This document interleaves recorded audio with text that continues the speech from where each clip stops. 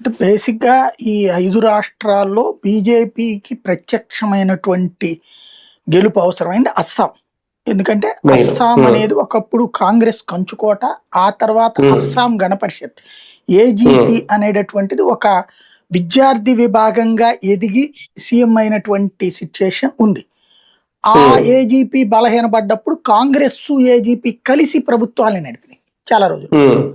అక్కడ అసలు భారతీయ జనతా పార్టీ నామమాత్రం ఒకప్పుడు. అలాంటి భారతీయ జనతా పార్టీ నిదానంగా ఎదుగుతా వచ్చి ఏకంగా ప్రభుత్వాన్నే ఏర్పాటు చేసింది. అప్పట్లో పీసీసీ చీఫ్‌గా ఉన్నటువంటి హిమంత బిశ్వా శర్మని రాహుల్ గాంధీ అవమానించడంతో రాజీనామా చేసి వెళ్ళి బీజేపీలో చేరితే ఏకంగా ముఖ్యమంత్రి అభ్యర్థిగా ప్రకటించి ఆయన ముఖ్యమంత్రిని చేసింది అక్కడ. ఈశాన్య రాష్ట్రాలలో హిందుత్వ ప్రయోగానికి కీలకమైన స్థానం అస్సాం.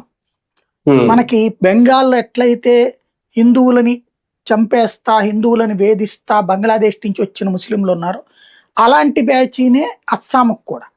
ఒరిజినల్గా చెప్పాలంటే బెంగాల్లో 40% వచ్చేసి ఉన్నారు అట్లాగా. అస్సాంలో 20% వచ్చినప్పుడు హిమంత బిశ్వా శర్మ రంగంలోకి దిగాడు. ఈ 20% గురించి రాహుల్ గాంధీకి ఎక్స్ప్లెయిన్ చేస్తే రాహుల్ గాంధీ పట్టించుకోకపోగా తను కుక్కకి బిస్కెట్లు పెడతా అదే ప్లేట్లో 2 బిస్కెట్లు అతను ఎదురుగుండా పెట్టాడు తినమని. దాంతో అసహించుకున్నటువంటి అతని ప్రవర్తనతో విసుగు చెంది ఆ విషయాన్ని బహిరంగంగా ప్రకటించాడు అతను. ఇంత బలుపు ఈయనకి అని చెప్పేసి.